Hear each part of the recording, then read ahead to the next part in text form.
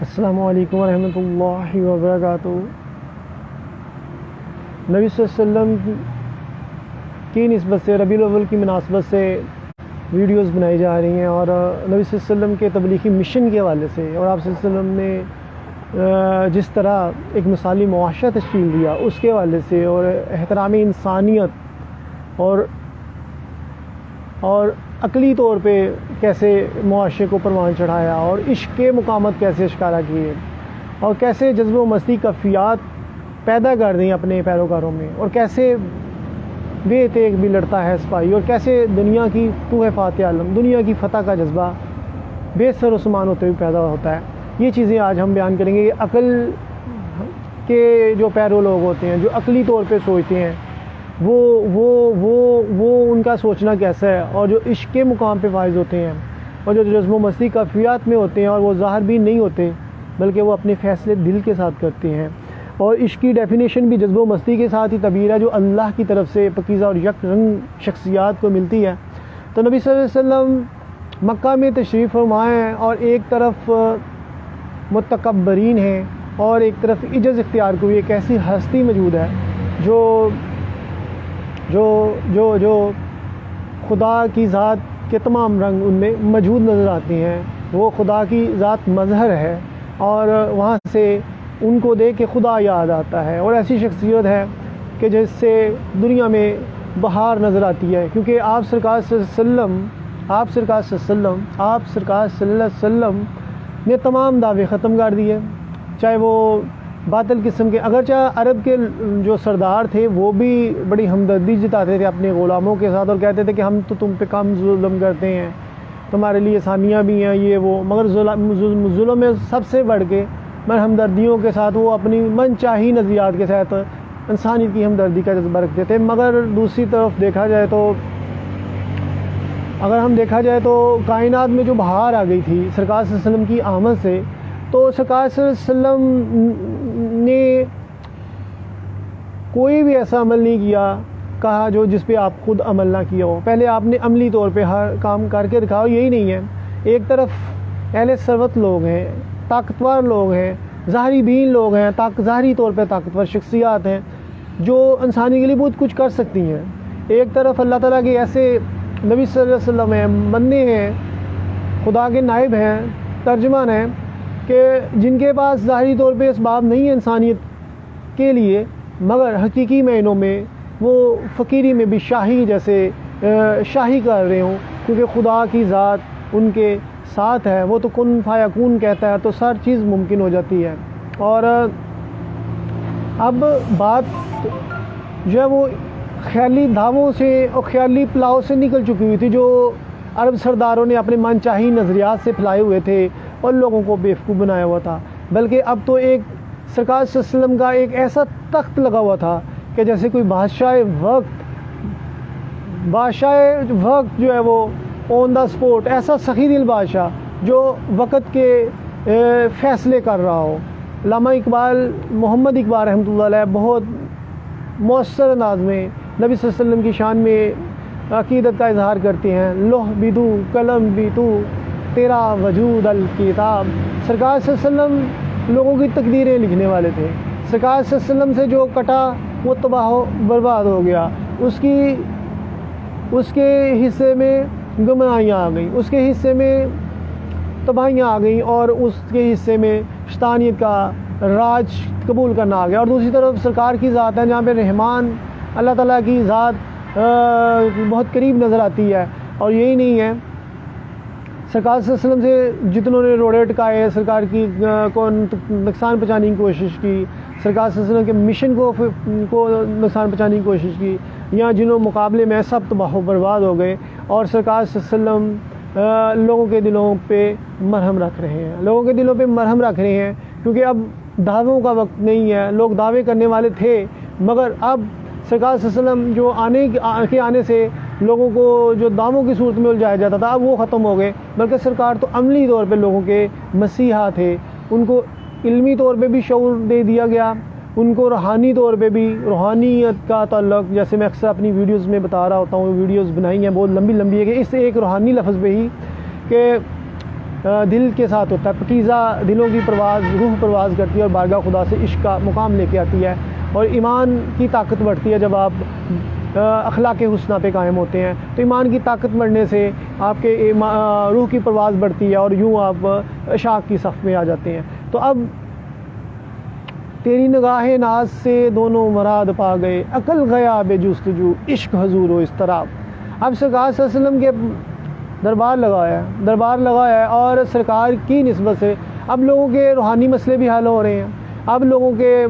جسمانی مسئلے بھی حل ہو رہے ہیں۔ کوئی ذہنی ڈپریشن کا، میں اکثر کہتا ہوں کہ جتنے بھی لوگ ہیں جو اچھے اخلاق پہ فائز نہیں ہیں، میں نے اخلاق حسنہ کے والے سے ویڈیو بنائی تھی کہ وہ جن کا اخلاق اچھے نہیں ہیں یا نیوٹرل نہیں ہیں، جو خدا کے احکامات کے مطابق نہیں سوچتے یا فیصلے کرتے، کم ضعف ہیں یا ہر در میں متکبرین ہیں، حسد کرنے والے ہیں، وہ ذہنی مریض ہیں، ڈپریشن میں جاتے ہیں، اور ایسے لوگ اس کا نام کیا ہے، غلط قسم کے نظریات میں ایسے ہی لوگ پھنستے ہیں اور اپنی ہستیاں مٹا لیتے ہیں، صرف اپنی انا کی تسکین کے لیے، اپنی خواہش نفس کی تسکین کے لیے اپنی ذات کو تباہ کر لیتے ہیں۔ اور جتنے لوگ اخلاق حسنہ پہ فائز ہوتے ہیں، یہی لوگ مومن کی فراست سے وہ اللہ کے نور سے دیکھتا ہے، اور وہ اللہ کا نور جب نظر آتا ہے تو جو مومن ہے، دوسرا مومن جس کا ایمان کم ہوتا ہے، وہ حکمت و دانائی مومن کی گمشدہ میراث ہے، وہ ان سے حکمت و دانائی لے لیتا ہے۔ یہی احوال نبی صلی اللہ علیہ وسلم کے صحاب کا تھا کہ سرکار صلی اللہ علیہ وسلم اللہ کے نور سے دیکھنے والے تھے، اور آپ کے جو اصحاب تھے جن کے ایمان کم تھے، ان کے ایمان میں اضافہ اس لیے ہو رہا تھا کہ وہ حکمت و بری باتوں سے اور عشق کے جام پینے سے ان کے مقامات میں بلندی آ رہی تھی اور قربانیوں کا جذبہ بڑھ رہا تھا۔ یہی نہیں ہے لوگوں کو کوئی مرض، اب سرکار صلی اللہ علیہ وسلم کی نسبت سے اور سرکار صلی اللہ علیہ وسلم کے وضع ہوئے طریقوں سے نہ صرف انسان کو جسمانی اور روحانی بیماریوں کا علاج ممکن تھا، بلکہ جو لوگ مختلف اگر کسی قسم کے امراض میں تھے یا ان کو شفا مل رہی تھی سرکار کی نسبت سے، بیماروں کو شفا مل رہی تھی، یا کسی کے ایسے مسئلے جو طبیب بھی حل نہیں کر سکتا تھا، ایسے مسئلے جو پیسہ دولت کے ذریعے بھی حل نہیں ہوتے تھے، میں سرکار کی نسبت سے حل ہو رہے تھے۔ سرکار اللہ تعالیٰ کا مظہر تھے اور سرکار صلی اللہ علیہ وسلم کا تخت لگا ہوا تھا، اور آپ سرکار صلی اللہ علیہ وسلم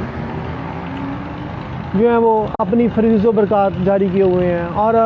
ہر کسی کو نوازا جا رہا ہے، کوئی محروم نہیں ہے، کوئی ایسا نہیں تھا کہ جس کا سرکار کی بارگاہ میں کوئی حاضر ہوا ہو، اگر کسی کو پیسے کا طالب تھا تو اسے پیسہ عطا کر دیا گیا، اگر کسی کو علم کا طالب تھا تو اسے علم عطا کر دیا گیا، اگر کسی کے جسمانی اور روحانی مسئلے تھے وہ بھی حل کر دیے گئے، اگر کسی کی بیماری تھی وہ بھی حل کر دی گئی۔ یہ سرکار کا دربار تھا، اور یہاں پہ خدا بھی خود ہی کو کر بلند اتنا کہ ہر تقدیر سے پہلے خدا بندے سے خود پوچھے بتا تیری رضا کیا ہے، بلکہ سرکار تو لوگوں کی تقدیریں لکھنے والے ہیں۔ اب سرکار کی نسبت سے ہی ساری زندگیوں میں لوگوں کی بہاریں ہیں، اور جو ایمان والے تھے انہوں نے فوراً سے سرکار کا کلمہ پڑھ لیا، کیونکہ ان کی ایمان کی روشنی انہیں یہ بتا رہی تھی کہ بلا شبہ یہ سرکار صلی اللہ علیہ وسلم کی ہستی ایک بہترین شخصیت ہے، اور ان کے قول و فعل میں تضاد نہیں ہے، اور یہ شخصیت حقیقی معنوں میں اللہ تعالیٰ کے بھیجے ہوئے نبی ہیں، اور ہمیں اگر ہم نے ان سے ذرا بھر بھی کوتاہی کی تو ہم جہالت گمراہی میں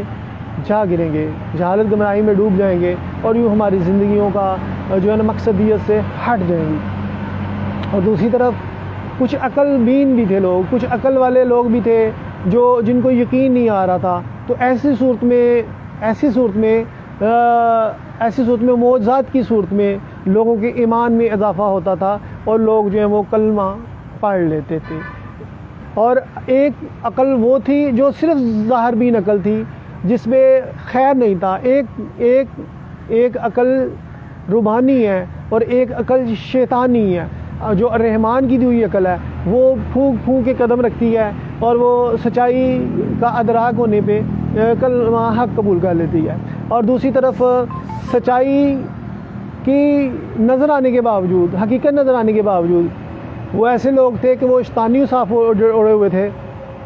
تو وہ ایسی عقل کے طالب تھے جہاں قربانی دینے کا جذبہ نہیں تھا، بلکہ وہ عقل جو تھی وہ ظاہر بین تھی اور ظاہری فائدے سوچتی تھی۔ ایک طرف صحابہ رسول ہیں کہ جو سرکار صلی اللہ علیہ وسلم کے لیے اپنا سب کچھ قربان کرنے کے لیے تیار ہیں، اور ایک طرف وہ لوگ تھے جو اگرچہ سچائی نظر آ گئی مگر وہ اپنے ذاتی مفادات پہ آنچ نہیں آنا دے رہے تھے، وہ کہتے تھے ہم ہم جو ہیں وہ اپنی خواہشات نفس کی قربانی نہیں دے سکتے، ہم اپنے مال و دولت کی قربانی نہیں دے سکتے، ہم اپنا جان مال اولاد سرکار کو قربان نہیں کر سکتے، بلکہ ہم تو ان کی راہ میں لٹکائیں گے، کیونکہ انہوں نے تو ہماری جس چیز پہ ہم نازاں تھے، فخر کرتے تھے، ہمارا تکبر بھی خاک میں ملا دیا۔ تو ایک طرف منافقین تھے جو سرکار کے جب معجزات اور کرامات معجزات دیکھتے، سرکار صلی اللہ علیہ وسلم کی فیوز و برکات دیکھتے تو ان کے وقتی طور پہ ان کو اچھا لگتا، مگر جب کفار میں جاتے وہ پھر اس کا نام کیا ہے، ان کے ساتھ عہد و پیمان کرتے کہ ہم تمہارے ساتھ ہیں، یعنی کہ وہ شخصیات جو تھی وہ اس قدر اس کا نام کیا ہے، وہ بھی ان کے دل میں ایمان کی روشنی نہ ہونے کی وجہ سے، ان کے دلوں میں قدورتیں ہونے کی وجہ سے، ان کے دل میں شیطانیت کا غلبہ ہونے کی وجہ سے وہ منافقت کا لبادہ اوڑھ کے رہ گئیں، اور وہ کبھی سرکار سے نسبتیں قائم کرنے کے دعوے کرتی اور حقیقت میں وہ شیطانیت کی ہی علمبردار ہوتی اور متکبرین مکہ کا ہی ساتھ دیتی۔ تو ایسے میں کیونکہ انہیں بھی نظر آ رہا تھا جو منافقین تھے کہ سرکار سچے ہیں اور خدا کی مدد اتر رہی ہے، مگر جب میدان عمل میں اترنے کی باری آتی تو وہ بہانے تراشتے، نمازیں مسلمانوں کے ساتھ پڑھتے، صحابہ کے ساتھ پڑھتے، مگر وہ جب میدان عمل کی باری آتی، قربانی کی باری آتی تو وہ بھاگ جاتے، کیونکہ ان کے دل میں ابھی وہ مقام پیدا نہیں ہوا تھا کہ وہ آنکھیں بند کر کے دل کی آنکھ سے دل بینا بھی کر خدا سے طلب، دل کا نور، آنکھ کا نور، دل کا نور نہیں ہے ان کے دل میں ابھی وہ اطمینان یقین نہیں تھا کہ وہ اس مقام پہ فائز ہوتے کہ وہ بغیر چو چرا کیے ہوئے ہر وہ بات جو انہی کے فائدے کے لیے تھی، انہی کے فائدے کے لیے، اسلام انسانوں کے فائدے کے لیے آیا نا، دین فطرت ہے، تو انہی کے فائدے لیے انہوں نے انکار کر دیا۔ ایسے بہت سارے اب عقل بین لوگ جنہیں تھوڑا سا ادراک تھا، انہوں نے مشاہدہ کیا، انہوں نے معجزات دیکھے، تو جو ربانی عقل والے تھے وہ تو اسلام میں داخل ہو گئے، مگر جو شیطانی اوصاف کے مالک تھے، جو خود ساختہ نظریات والے تھے، جو قربانی سے انکاری تھے اور جو اپنی خواہش نفس کی پوجا کرتے تھے اور ظاہری فائدے دیکھتے تھے، انہوں نے مخالفت میں اتر آئے۔ اب دو گروہ موجود ہیں اس وقت، ایک وہ ہیں جو ایمان کی دولت پہ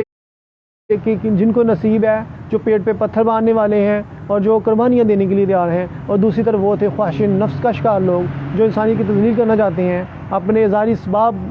پہ نازاں ہیں اور اپنی خواہشات نفس کو چھوڑنا نہیں چاہتے۔ دوسری طرف صحابہ رسول نے اپنی خواہشات نفس بھی چھوڑ دی، اپنی صلاحیتوں میں بھی اضافہ کر لیا، ہر ایک آداب معاشرت حاصل کر لیے، زندگی کسی بھی شعبے میں ایسا نہیں جہاں پہ سرکار صلی اللہ علیہ وسلم سے رہنمائی نہ ملتی ہو، تو لہذا اب بہت واضح فرق آ رہا تھا شخصیات کے کرداروں میں اور ویژن میں اور انسان کے سوچنے میں، انسان کے عمل میں، کیونکہ انسان جیسے انسان کی سوچیں ہوتی ہیں، جیسے انسان کی نیتیں ہوتی ہیں، جیسی انسان کی تربیتیں ہوتی ہیں، وہی انسان کی کامیابی ہوتی ہے، وہی انسان کا ثمر ہوتا ہے۔ نیت سب سے بڑا انسان کی کامیابی ہے، کہ اگر انسان کی نیت ہی غلط ہے تو انسان کبھی بھی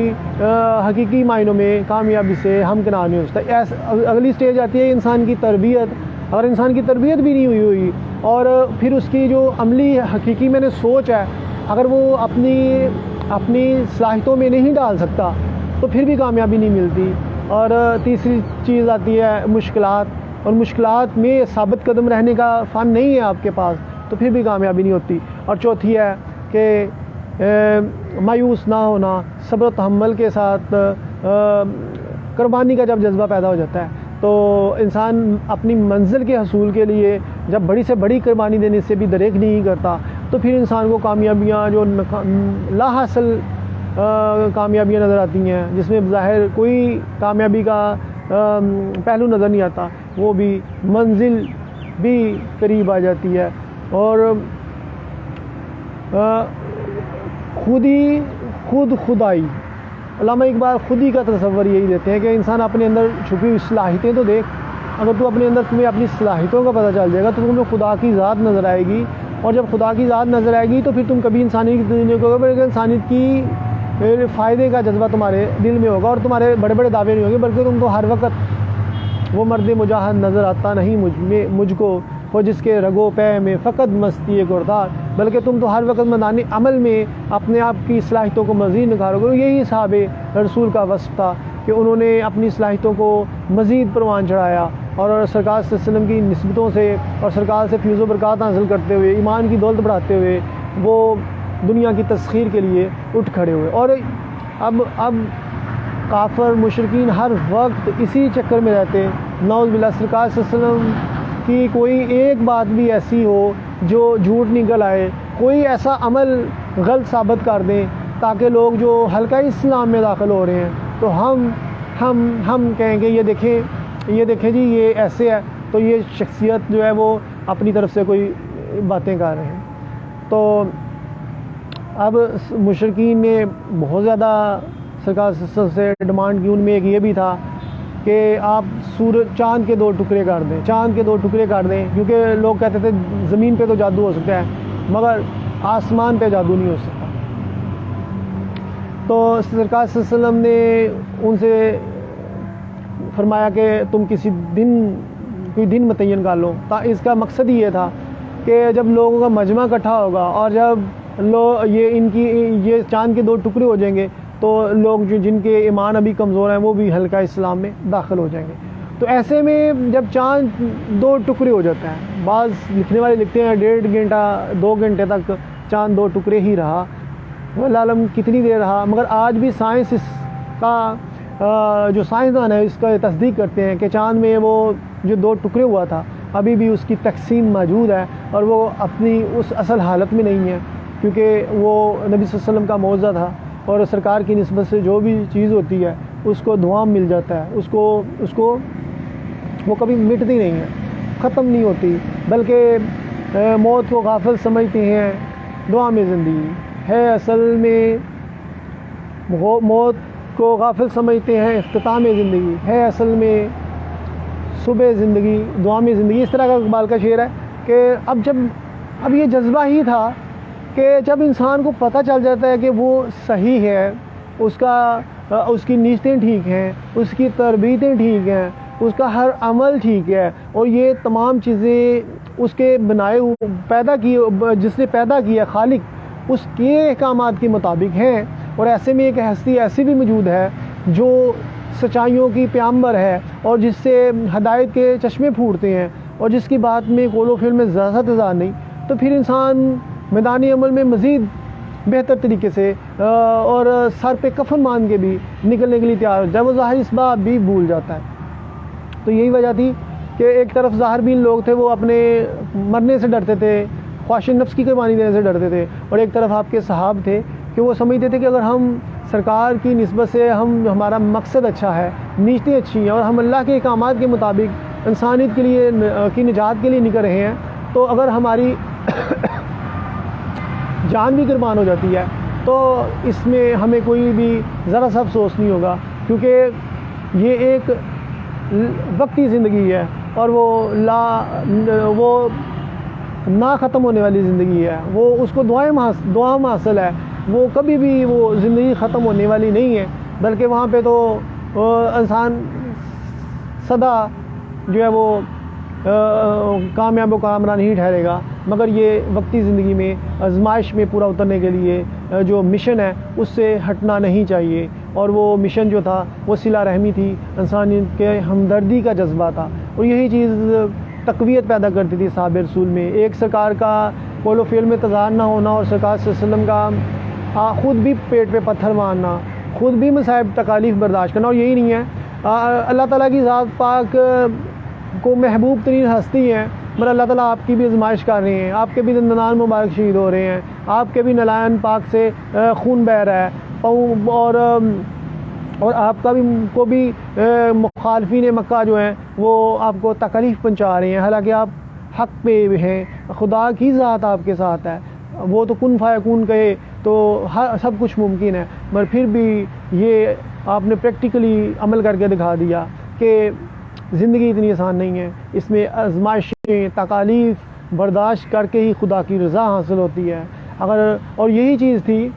کہ اس وقت کے بادشاہ وقت بھی تکالیف میں نہیں رہتے تھے، بلکہ وہاں پہ جگہ ٹیکس لگاتے تھے، عوام سے سولیاں چھینتے تھے، عوام کو غلام بناتے تھے اور خود اپنے لیے سازشیں پیدا کرتے تھے، مگر یہ ایک عظیم شہنشاہ کیسے ہیں کہ خود بھی بھوکے رہتے ہیں اور لوگوں کو کھانا کھلاتے ہیں، خود بھی تکلیف برداشت کرتے ہیں اللہ کی راہ میں، خود بھی چٹائی پہ سوتے ہیں اور اس کا نام کیا وہاں پہ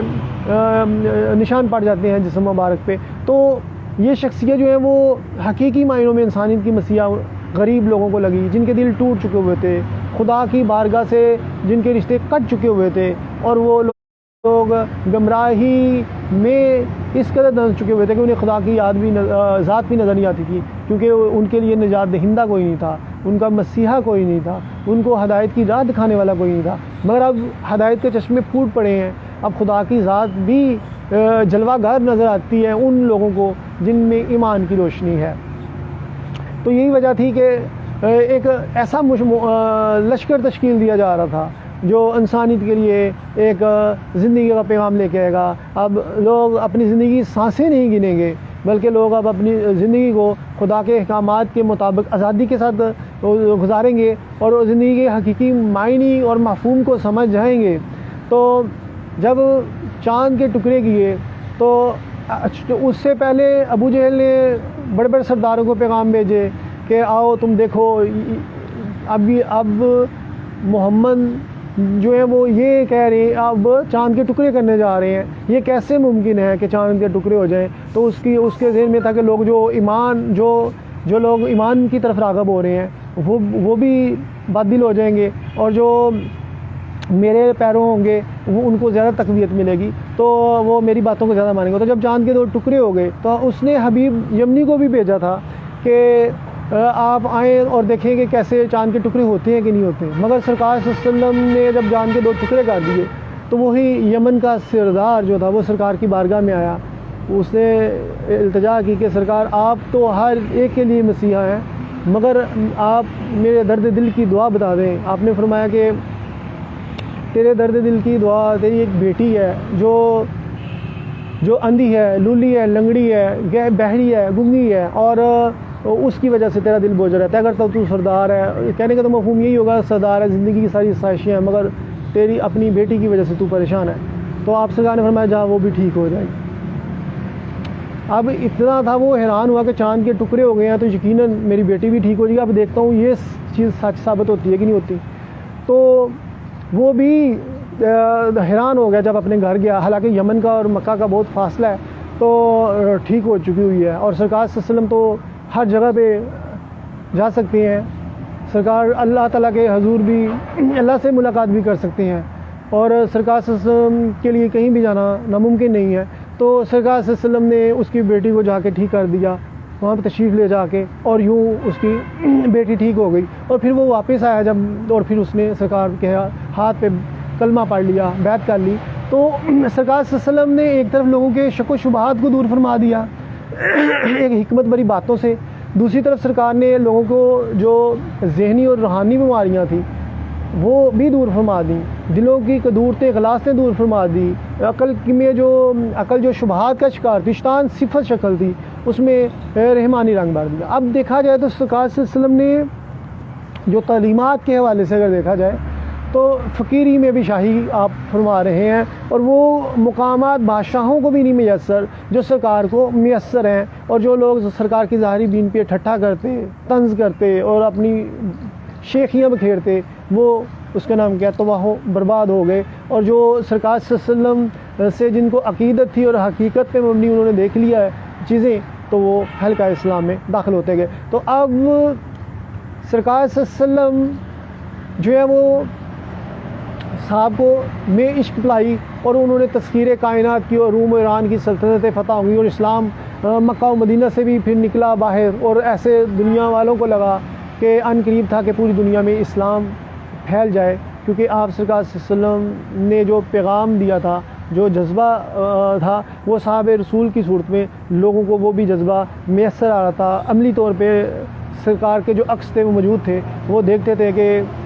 واقعی یہ حقیقت پہ مبنی ہے، کیونکہ لوگوں کو اب زندگی حقیقتوں سے آشنائی مل چکی ہوئی تھی، اب وہ آشنا ہو چکے ہوئے تھے حقیقی معنوں میں زندگی کی حقیقتوں سے۔ اب دیکھا جائے تو سرکار صلی اللہ علیہ وسلم نے معجزات کا ظہور ہوا ہے، مگر عقل پہ مبنی آپ نے گفتگو فرمائی، جس کو عقل تسلیم کرے۔ اگر سرکار انبیاء علیہ السلام باہوش ہوتے ہیں، وہ جذب و مستی مدہوشی کی میں نہیں ہوتے، صوفیہ اعظم مدہوشی کی شکل میں ہوتے ہیں، جبکہ نبی اس لیے مدہوشی میں نہیں جا سکتا کیونکہ اگر وہ مدہوشی میں چلے جائیں گے تو قومیں گمراہ ہو جائیں گی، کیونکہ لوگ تو نقص نکالنے والے تو نقص نکالتے ہیں۔ سرکار نے اتنا واضح طور پہ اپنا پیغام پھیلا دیا ہے، کسی چیز کی کمی نہیں رہی، مگر آج بھی مسلمان میدان عمل سے رائے فرار اختیار کیے ہوئے اور سرکار کی نسبت سے غلط چیزیں منسوخ کی جا رہی ہیں، جس کی وجہ سے ہم میدان عمل سے دور چلے گئے، جیسا فرقہ واریت، ذات پات، رنگ نسل کی تقسیمیں پھر سے زندہ کر دی گئیں، پھر جعلی دعوے اور نعرے اور نظریات نے پھر معاشرے میں اپنا تسلط جما لیا، جبکہ یہ چیزوں سرکار پسند نہیں فرماتے، بلکہ پہلے اپنی شخصیت میں پیکر خاکی میں جام پیدا کریں، پہلے خود سے تو احتساب کریں کہ آپ سچائی پہ کتنا کاربند ہیں، پھر اللہ تعالیٰ آپ کو خود توفیق دے گا، آپ میں عشق کی دولت رکھ دے گا، پھر خدا خود کہے گا کہ تم میرے نائب ہو، جاؤ کائنات کا نظام درست کرو، جیسے صوفیہ کو یہ توفیق ملتی ہے۔ تو لہٰذا پہلے خاموشی سے اپنی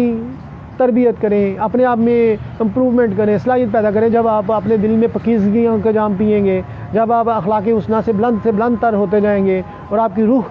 اللہ کی بارگاہ میں پرواز کرے گی اور آپ ظاہر بین نہیں ہوں گے، آپ خواہش نفس چھوڑ دیں گے، آپ ظاہری چیزوں کی طرف نہیں جائیں گے، مال و دولت کی طرف رغبت اختیار نہیں کریں گے، اور آپ حقیقی معنوں میں آپ کو اللہ کے احکامات پہ جب عمل کرنے میں خوشی محسوس ہوگی، سرکار کے بتائے ہوئے احکامات پہ عمل کرنے میں خوشی محسوس ہوگی، درود پڑھنے میں خوشی محسوس ہوگی، اور آپ کی جستجو و طلب دن بدن بڑھنے لگے، تو سمجھ لیں کہ اللہ تعالیٰ آپ کو بھی یاد کر رہا ہے اور آپ اللہ کو یاد کر رہے ہیں، اور ایک دن وقت آئے گا جب آپ کو سرکار کا بھی دیدار ہوگا اور اللہ تعالیٰ کی ذات پاک سے منصب بھی ملیں گے۔ یہ اسی وقت ممکن ہے جب آپ ظاہری جعلی دعووں سے نکلیں اور پریکٹیکلی عمل کریں، اور پہلے اپنی پاکیزگی پیدا کریں،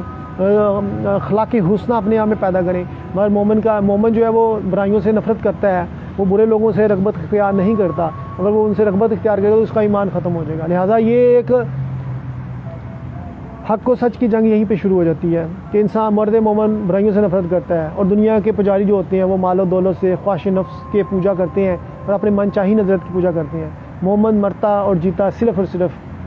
اللہ کی رضا کے لیے ہے، اس کے دل میں خواہش نفس نہیں ہوتی۔ تو لہٰذا یہی چیز تھی کہ سرکار صلی اللہ علیہ وسلم نے ہر چیز عقلی طور پہ بیان فرما دی، عقلی طور پہ بیان فرما دی، جس پہ عقل تسلیم کرے، حتیٰ کہ اتنی زیادہ ہر چیز پریکٹیکلی عمل کر کے دکھا دیا۔ آپ صحیح رات باتیں کرتے، آپ کے پاؤں مبارک سوج جاتے، نالان مبارک سوج جاتے، اور یہ اتنا آپ سرکار مشقتیں اٹھاتے۔ اللہ تعالیٰ خود قرآن میں فرماتا ہے کہ آپ آرام بھی فرمایا کریں، اور پیڑ پہ پتھر باندھتے، اور عقلی طور پہ دنیا کو بتا دیا کہ عمل ہے کیا۔ مگر یہ نہیں تھا کہ آپ سرکار خود تو سائشیں اپنی سمیٹتے رہتے اور اپنی معجزات دکھاتے اور لوگوں کہتے اسلام قبول کر لو، مگر عمل پیدا نہیں ہونا تھا، وہ عمل کہ جس میں انسان کم وسائل میں بھی بڑے بڑے بادشاہ وقت کو ان کی اوقات یاد دلا دے، جیسے صوفیہ اعظام نے اوقات یاد دلا دی، کیونکہ وہ بھی نبی کی نسبت پہ پیڑ پہ پتھر باندھتے ہیں اور کم وسائل میں ہی اسباب میں ہی وقت کے جزید و فرونوں کو بچھاڑ دیتے ہیں۔ آہ کہ کھو گیا تجھ سے فقیری کا راز، فقر جو ہے نبی صلی اللہ علیہ وسلم سے، نبی صلی اللہ علیہ وسلم بھی اپنی فقیری پہ فخر کرتے ہیں، فرماتے ہیں۔ تو آہ کہ تجھ سے کھو گیا فقیری کا راز، آہ کہ تجھ سے کھو گیا فقیری کا راز، آہ کہ کھو گیا تجھ سے فقیری کا راز، مال فقر تھا سلطنت روم و شام۔ علامہ اقبال فرماتے ہیں کہ روم اور ایران جیسی سلطنتیں مرد درویش کا سرمایہ ہیں۔ مرد درویش 10 روپے 5 روپے یا کچھ ظاہری عہدہ سمیٹ لیا، ظاہری بادشاہ وقت کو خوش کر کے کچھ چیزیں عہدہ لے لیا، یہ فقیری کا کام نہیں ہے۔ فقیر تو جب بادشاہ وقت کے نظریات کے مطابق چلے گا فقیر پھر اللہ تعالیٰ کے احکامات کو پس پوچھ ڈالے گا تو پھر یہ کام ہوگا نا، تو پھر وہ فقیر نہیں رہے گا بلکہ وہ دنیا دار بن جائے گا اور لالچی بن جائے گا. جبکہ مرد درویش جو ہوتا ہے وہ اللہ کے احکامات سے ذرا بر بھی اور سرکار کی تعلیمات سے ذرا بر بھی دور نہیں جا سکتا. اگر وہ ادھر سے دور جائے گا تو بارگڑھ سے کٹ جائے گا اور یوں وہ بھی فقیری میں شاہی کے جو سرکار نے درس دیا نا وہ پھر نہیں ملے گا. تو لہٰذا لالچی نہیں ہوتے سرکار کے جو اشاک ہیں، بلکہ انہیں تو میش سرکار پلاتے ہیں. اور وہ ہر وقت بہت سارے لوگ جو تڑپتے ہیں کہ ہم مدینہ چلے جائیں، کوئی کہتا ہے ہم مکہ چلا جائیں، مگر جو سرکار کے اشاک ہیں ان کا مکہ خود دیدار کرنا چاہتا ہے، مکہ خود اس کا طواف کرتا ہے. اور جو سرکار کے اشاک ہیں سرکار خود ان کے پاس چلے جاتے ہیں، ان کے دلوں کی غم خواری کرتے ہیں، ان کے جو حق کی راہ میں پیش آنے والے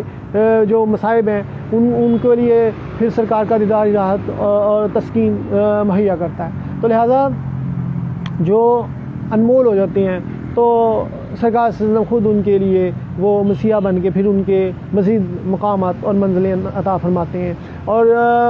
اور جو بعض لوگ ایسے ہوتے ہیں جو بار بار مکہ مدینہ جاتے ہیں مگر اسے سوائے چکر لگانے کچھ حاصل نہیں ہوتا، کیونکہ نہ ان کی نیشتیں اچھی ہوتی ہیں، نہ ان کی تربیتیں اچھی ہوتی ہیں اور نہ ہی ان کے اوصاف اچھے ہوتے ہیں، بلکہ وہ تو صرف دکھاوا اور ریا کاری کرتے ہیں، خواہش نفس کا شکار ہے. پہلے اپنے من سے خواہش نفس کو تو نکالو، یہ جو بری خصلتیں ہیں ان کو تو نکالو، پھر جا کے خدا کے سچا ہو کے. جیسے بچوں کے دل پاک ہوتے ہیں، ان کی سوچوں میں ذرا بھی تکبر نہیں ہوتا اور یک رنگ ہی ہوتی ہے، اسی طرح انسان اسلام کہتا ہے کہ اگر تم بڑے بھی ہو گئے ہو تو تم میں وہی نیشتیں اچھی ہونی چاہیے اور ایمان کی حرارتیں موجود ہونی چاہیے، ورنہ تم بارگاہ خدا سے بھی دور، بارگاہ رسول سے بھی دور، چاہے مکہ میں بیٹھ کے حج کر لو، چاہے اس کا نام کیا ہے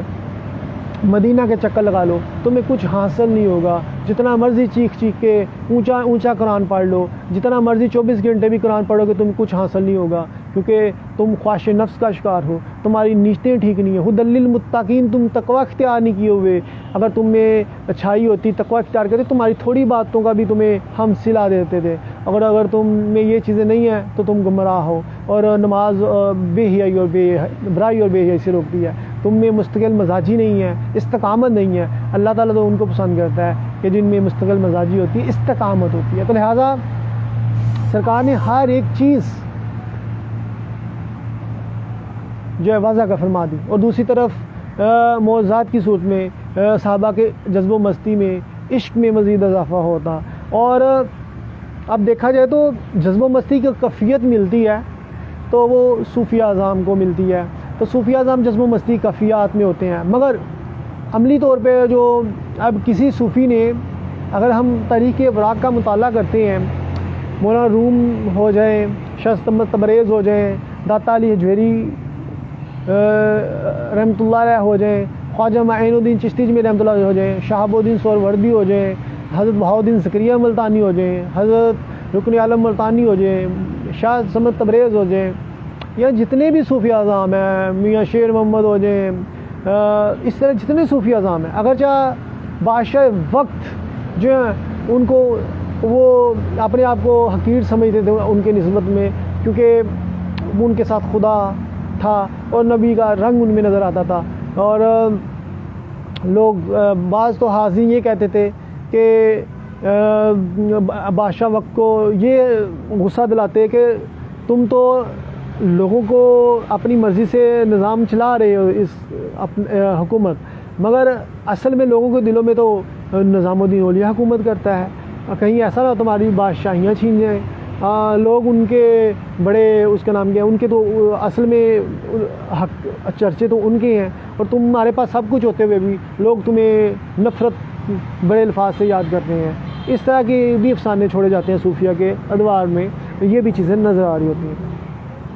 تو جذب و مستی کفیات صوفیہ کو ملی، اور آپ سرکار نے ساری چیزیں پریکٹیکلی کر کے دیں. صوفیہ بھی پریکٹیکل ہوتے ہیں، مگر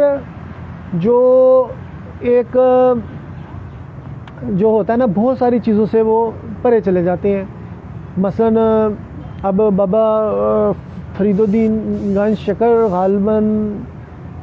ان کے ہی تھے، بھتیجے تھے، یا مجھے رشتہ یاد نہیں آ رہا. اب صابر پیا وہ وہ جذب و مستی کیفیت اس قدر تھی کہ ان کی بیوی جو ہے وہ جل گئی، ان کے جلال برداشت نہ کر سکی، اور سننے میں واللہ عالم میں زبان میری جو ہے وہ غلط نہ بول جائے، سننے میں ہے کہ وہ جل گئی ساری اور راگ بن گئی، یا اس طرح کا کوئی اس طرح کا جل گئی ساری۔ تو اسی طرح داتا علی جوہری رحمۃ اللہ علیہ نے شادی کو کہا کہ بڑی ایک عجیب چیز ہے، میں اللہ سے بارگاہ سے دور ہو گیا، کیونکہ وہ بھی فنا و بقا کے جس مقام پہ تھے، کیونکہ صوفیہ کا مقام یہ ہوتا ہے کہ وہ ظاہر بھی نہیں ہوتے اور انہیں ظاہری لذتوں سے کوئی نہیں ہوتا، اس کا نام کیا ہے، کوئی بھی سروکار نہیں ہوتا، بلکہ وہ تو خواہش نفس اپنی دور کرتے ہیں۔ مگر اسلام جائز طریقے سے اپنی خواہشات پوری کرنے کی بھی کا بھی کہتا ہے۔ اب عقل کے حوالے سے دیکھا جائے تو جتنی بھی چیزیں ہیں وہ شریعت کے حوالے سے ہمیں عقل وضع کر رہی ہوتی ہے، عقل اور شریعت کے مطابق چیزیں چل رہی ہوتی ہیں، اور جتنی بھی جذب و مستی ہیں وہ طریقت میں آ رہی ہوتی ہیں۔ اب داتا صاحب کی شادی 1.5-2 سال میں ہم چلی ہوگی، اور پھر بعد میں آپ نے شادی نہیں کی، یا 2 دفعہ شادی آپ کی واللہ علم طریقے براق میں تو ہے یہ چیزیں۔ اور آپ اس چیز کو جو ہے نا وہ بعض صوفیہ اعظام ہیں جنہوں نے شادیاں بھی کی ان کی اولادوں میں، مگر یہ ہے کہ حکم خدا بھی ہے سرکار کے حوالے سے، اور قرآن بھی کہتا ہے کہ ایمان مکمل ہو جاتا ہے شادی کرنے سے۔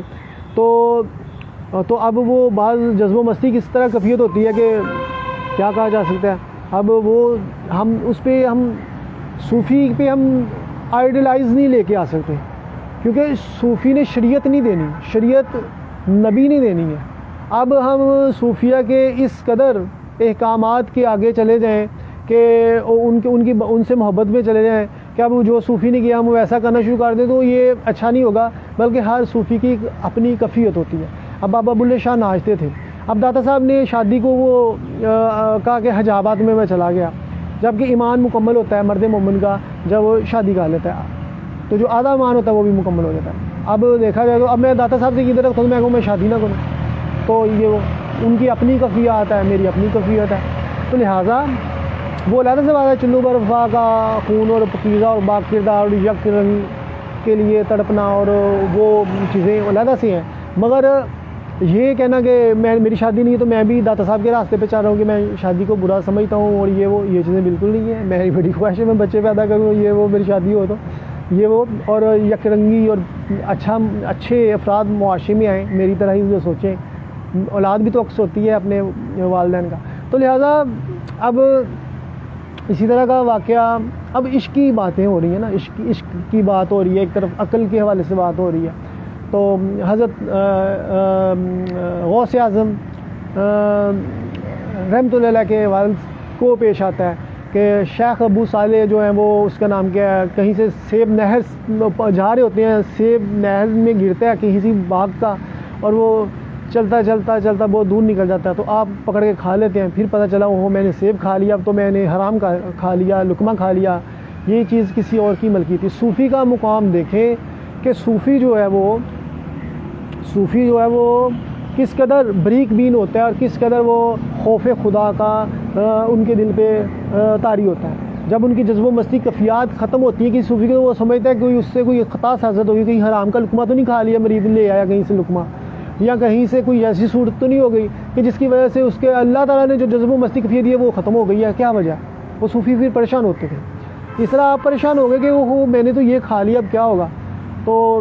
ایک جگہ پہ تلاش کرتے کرتے باغ نظر آیا، پھر ان بزرگ سے ملے، انہوں نے کہا کہ تم میرے باغ کی اس کا نام کیا اتنے دیر محنت کرو گے تو پھر اس کا حق ادا ہوگا۔ وہ بھی ایک آگے سے درویش شخص تھے، وہ بھی صوفی تھے، اور انہوں نے ان کا جائزہ لینے کے لیے آپ کو وہ اس کام پہ لگا دیا۔ تو پھر بعد میں کہتے ہیں اب تمہیں آپ نے اجازت چاہی جب وہ وقت پورا تھا، انہوں نے کہا ابھی بھی پورا نہیں ہوا تمہارا یہ نقصان جو کیا ہے میرا سیب کھا کے، اب دیکھا جائے تو چلتا پھرتا سیب ہے، اس کو کھایا ہے اور وہ مالک بھی موجود نہیں ہے اور مالک کا پتہ بھی نہیں ہے، مگر دیکھیں کیسی ایک وہ عشق کے مقامات ہی اور ہوتے ہیں، وہاں کی آزمائشیں ہی اور ہوتی ہیں۔ تو انہوں نے کہا کہ اب تمہیں یہ ہے کہ میری جو ہے نا گونگی بہری اپاہج لڑکی سے شادی کرنی گونگی بہری لولی لنگڑی سے بیٹی سے شادی کرنی پڑے گی، کیونکہ اس نے اس کا نام کیا ہے، تمہیں پھر ہی تمہارا یہ حق ادا ہوگا۔ دیکھیں وہ ان کے مقامات دیکھیں، انہوں نے کہا چلے ٹھیک ہے میں ان سے بھی شادی کروں گا، لیکن نقص جس میں ہو اس سے کون شادی کرتا ہے؟ تو آپ اس کا نام کیا، جب آپ گئے ہیں اس کے نکاح کے بعد تو آپ نے دیکھا وہ تو بالکل ٹھیک ہے، تو وہ پریشان ہو کے واپس دوڑے کہ وہ غلطی سے کوئی اور آ گئی ہے لگتا ہے. تو انہوں نے کہا وہی ہے، اصل چیز یہ ہے کہ اس کے کبھی غیر محرم کی طرح غلط راستے پہ اس کے قدم نہیں اٹھے، غیر محرم کو کبھی اس نے نہیں دیکھا، اور اسی طرح غیر محرم کی آواز نہیں سنی تو اس لیے وہ بہری ہے. تو اسی طرح کسی غیر محرم سے ہم کلام نہیں ہوئی اس لیے گنگی ہے. اب اس قدر جو شخصیت ہے کہ جس میں ایک طرف لبرل سوچے ہیں جنہوں نے عورت کو ہی ختم کر دیا کہ تاکہ عورتیں اپنی عزت کی حفاظت نہیں کر سکتی اور چلی بڑی اپنے آپ کو منوانے اپنی صلاحیتوں کو. دوسرے وہ شخصیات ہیں کہ جنہوں نے کبھی غیر محرم کی طرف دیکھا نہیں ہے، بولا نہیں ہے، ان کو سنا نہیں ہے، تو ان کے کیا مقامات ہوں، ان میں کس قدر پاکیزگیوں کے اعلیٰ مقام پہ فائز ہوں گی گھروں میں بیٹھنے والی. تو ایسے میں پھر ان کی ذات سے پھر وہ اولیاء ہی جنم لیتے ہیں نا، پیدا ہوتے ہیں نا. تو یہ چیز نظر آئی کہ انہوں نے پھر وہ بھی قبول کر لی. اب یہ عشق و مستی اور جذب و مستی تھی. اگر وہ بھی عقل بین ہوتے، ظاہر بین ہوتے تو وہ کہتے بھائی تیرا سیب کھاتا ہے اللہ جڑے 50-100 لینا، چلو جتنے بھی اس وقت کے حوالے سے ہوں گے. آج کتنے ہوں گے ایک سیب کی قیمت؟ 20 روپے، 30 روپے، 40 روپے ہو جائے گی، زیادہ بہت اچھا سیب ہو 50 کا ہو جائے گا. تو بھائی 50 روپے پھڑ میں نہ میں شکتا کر سکتا، میں اس طرح کر سکتا، آپ کیا کر رہے ہو مجھے؟ تو لہٰذا وہ ایک جذب و مستی کی عجیب ہی کیفیات ہوتی ہیں. یعنی کہ انسان کو اللہ تعالیٰ ہی جذب و مستی کی کیفیات دیتا ہے. تو پھر جذب و مستی کی جب کیفیت ہوتی ہے نا تو انسان پھر اسی میں ہی کام کر رہا ہوتا ہے. اب دیکھا جائے تو عام اہل شعور لوگ جو ہوتے ہیں، شریعت کے تابع ہوتے ہیں، وہ مخصوص زکوٰۃ ادا کرتے ہیں، سونا میں، اپنی پیسوں مال و زر میں اس طرح زکوٰۃ ادا کرتے ہیں مخصوص. جبکہ صوفی کے نزدیک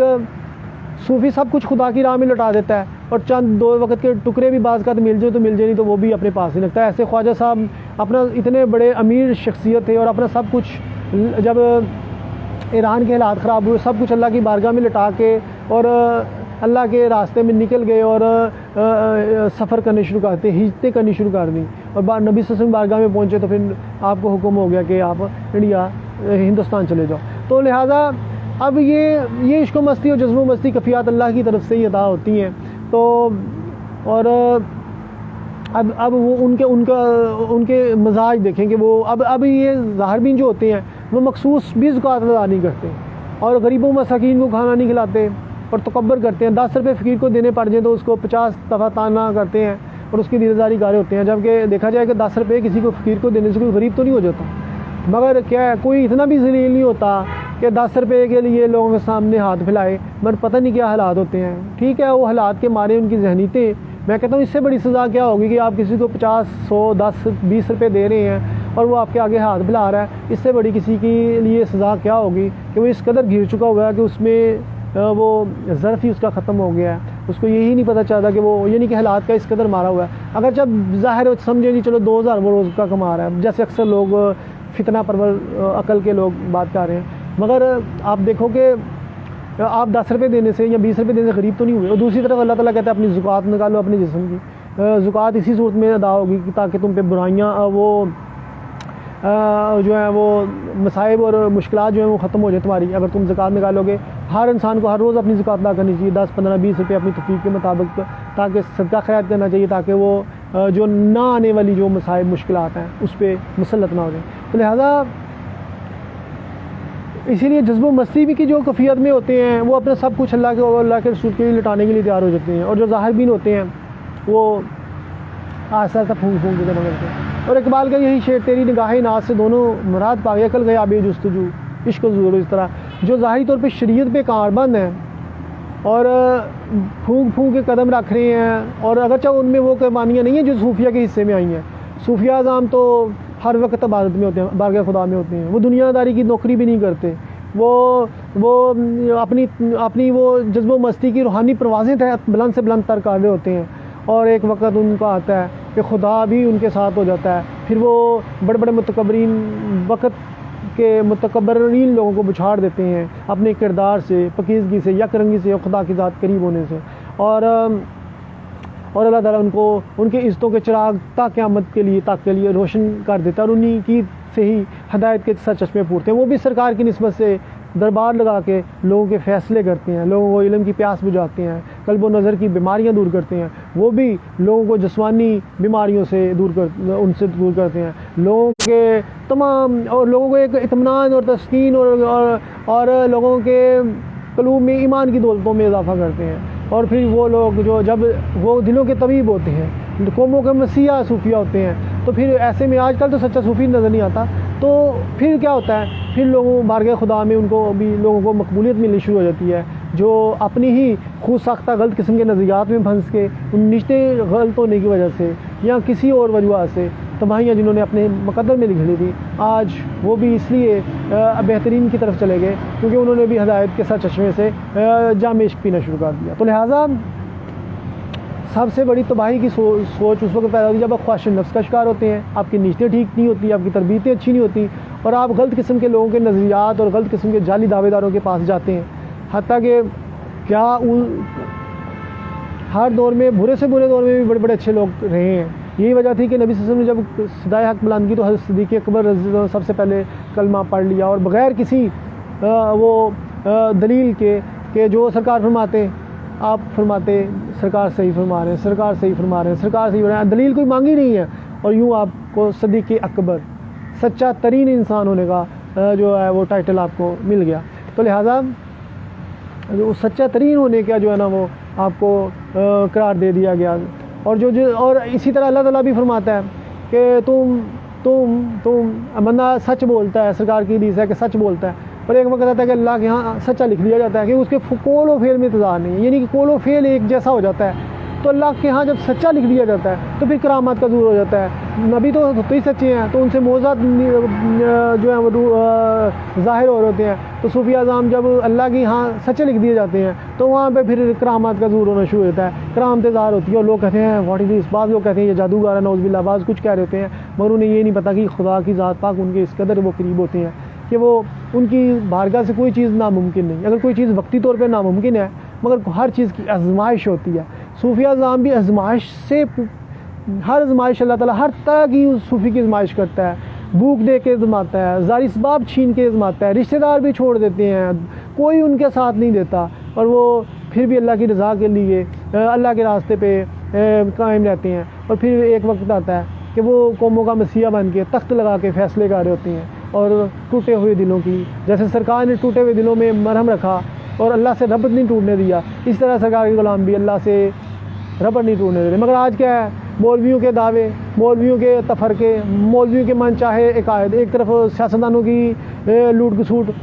اور دوسری طرف مولویوں کی لوٹ گھسوٹ، اور تیسری طرف کوئی سچا صوفی نظر نہیں آتا، اور چوتھی طرف کوئی ایسا نظر نہیں آتا جو تخت لگا کے سرکار کی نسبت سے سرکار کا عکس بنتے ہوئے فیصلے کر سکے اور لوگوں کو اطمینان قلب دے سکے اور ان کے ذہنی اور جسمانی مسئلے حل کر سکے۔ اور بلکہ وہ تو آج کاپی پیسٹ والا اسلام چل رہا ہے، جب انسان اس قابل ہی نہیں ہے کہ اسلامی تعلیمات کو خود پہ اپلائی کرے، بلکہ لوگوں کو بس کاپی پیسٹ تم اچھے بن جاؤ، خود اچھا نہیں ہوں، یا وہ خالی واقعہ سنا دیے، تو یہ تبلیغی مشن نہیں ہے سرکار کا۔ تبلیغی مشن یہی ہے کہ پہلے اپنے آپ کو ٹھیک کرو، پھر آپ کی زبان میں مؤثر الفاظ ادا ہوں گے، حکمت و دانائی طبقے گی، جب آپ خود اچھے ہوگے پھر آپ کو اللہ تعالیٰ اعتماد و یقین دے گا۔ جب آپ خود ہی غلط ہوگے تو آپ منافقت کا آپ اپنے آپ کو اعتماد ضمیر کہہ رہے ہو، تم منافق ہو، کیونکہ تم جو کہہ رہے ہو وہ تم ہے ہی نہیں ایسے۔ تو پھر ایسے میں پھر آپ نظریات میں لوگوں کو پھیلاتے ہیں، اشتعال انگیز باتیں کرتی ہیں، گراؤ جلاؤ کرتی ہیں، لوگوں کو قتل و غارت کرواتے ہیں، کسی کو گستاخ قرار دیتی ہیں، کسی کو مارنے کی بات کرتے ہیں، بلکہ سرکار نے تو سب کو اس کا نام کیا ہے ہدایت کی طرف لانا چاہتے ہیں۔ تو ایسے میں پھر یہی ہوتا ہے ہٹ درمیاں، گستاخیاں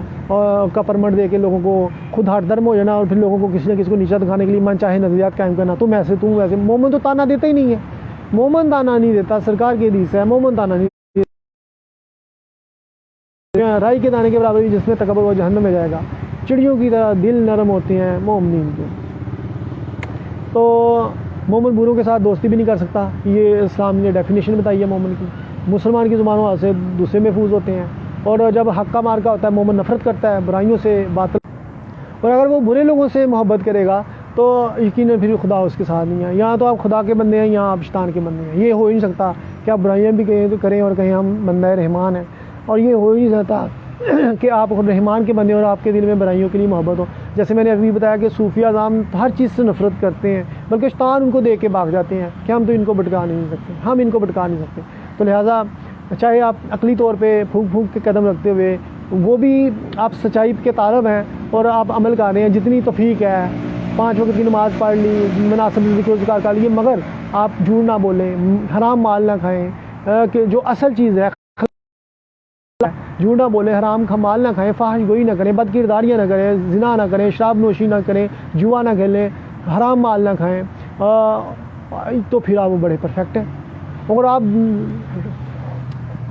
رہ گئی وہ ایک اور چیز جو علامہ اقبال کا کہ نماز روزہ زکوٰۃ حج باقی ہے، مگر روزہ حج زکوٰۃ باقی ہے مگر اے مسلمان تو باقی نہیں ہے. کیونکہ مومن آج کے مسلمان کیا ہے کہ ہر وہ برائی کر رہا ہے، حرام نہیں کھا رہا ہے، ہر وہ برائی کر رہا ہے جس سے سرکار نے منع کیا ہے. تو جبکہ دکھاوے کی باتیں کہ شاید ہمیں ہماری بخشش ہو جائے، جبکہ اصحاب رسول نے تو اخلاق حسنہ پہ فائز ہوتے ہوئے پھر اپنی سب کچھ اللہ کی راہ میں قربان کرتے ہوئے مقامات حاصل کیے. آج ہم شیطانی سارے کام کریں اور نعرے لگا کے خدا کے نام پہ بلیک میل کر کے، صحاب کے نام پہ بلیک میل کر کے، اہل بیت کے نام پہ بلیک میل کر کے اور نبی کے نام پہ بلیک میل کر کے ہم سمجھیں کہ ہم بڑے اچھے ہو گئے ہیں، تو یقیناً ہم بہت دور ہیں سرکار، کیونکہ ہم نے تو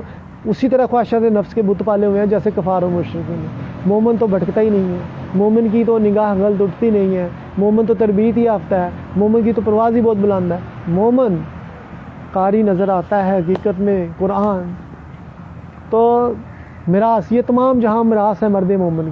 مومن کی میراث اسی وقت ہوتی ہے جب اس میں سیلف کنٹرول ہوتا ہے، جب اس میں پختگی ہوتی ہے. اگر ایسی چیزیں نہیں ہیں تو یقیناً ہم گمراہی میں ہیں اور ہم خود ساختہ نظریات اس لیے لیے پھرتے ہیں اور خود بڑی شیخیاں بکھیرے ہیں اور کہتے ہیں ہم بڑے اچھے ہیں، کیونکہ ہم ابھی کوئی مرد مومن آپ نے دیکھا ہی نہیں ہے، ورنہ شہی کا جہاں اور ہے، کرگس کا جہاں اور ہے. تو لہٰذا اللہ تعالیٰ ہمیں توفیق دے حقائق پہ مبنی چیزوں کو سیکھنے کی. اور جتنا بھی ان تمام علماء دین نے، میری ویڈیو بنانے کا مقصد یہ ہوتا ہے کہ کس قدر یہ تمام علماء دین اسلام سے دور ہیں، کس قدر یہ سیاستدان اسلام سے دور ہیں، وہ یزیدی اور فرعونی سوچیں پروان چڑھی ہوئی. ہر سوچ جو آدھا سچ بولے، جو اپنے فائدے کے لیے سوچے اور لوگوں کو اچھی بات کر کے بلیک میل بنائے، وہ یزیدی سوچ ہے. یزید بھی ایسے ہی کرتا تھا، کبھی قرآن کا سہارا لیتا اور کبھی خواہش نفس کا شکار ہو کے انسانی کی تذلیل کرتا. اسی طرح فرعون تھا، وہ اعلان خدائی کا دعویٰ کرتا تھا. تو لہٰذا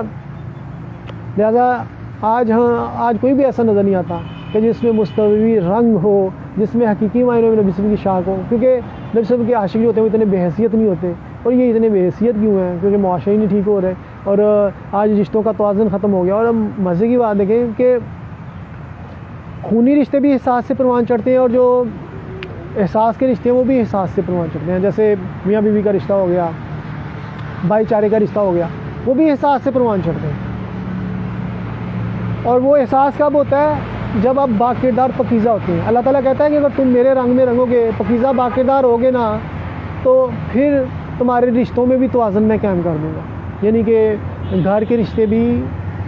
ٹھیک ہو جائیں گے، وہاں پہ پیار محبت پروان چڑھے گا اور یہ نہیں ہوگا کہ وہاں پہ ایک دوسرے سے بیزار ہوں گھر والے ہی، یا گھر میں لڑائیاں جھگڑے ہوں. جیسے میاں بیوی کا